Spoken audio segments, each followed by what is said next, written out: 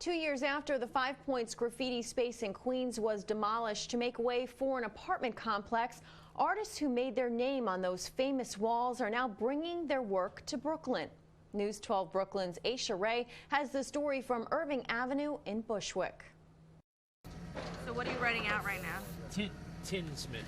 Graffiti artist Germs, as he calls himself, has been painting for almost 30 years. He remembers 5 Points when it was at its peak and says to him it was more than just an art space. It's something that there was never anything like it. 5 Points has been gone for almost 2 years now, but the graffiti still lives on.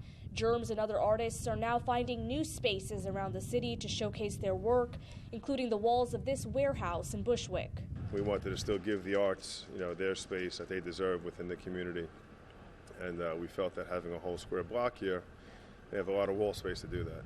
Fishguide says he had no doubts about letting these artists paint on his walls. Even though his company has nothing to do with art, he says it's still important to have these murals around the neighborhood so that other young artists can be inspired by them. It's really a conversation piece, which is what art is. It's a feeling that comes out, and then people talk about it, and everyone's got a different interpretation of it.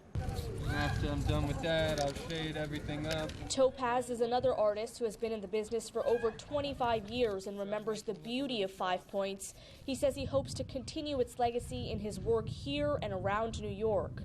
It brings some color to the neighborhood, it brings some life, and it brings some community as well.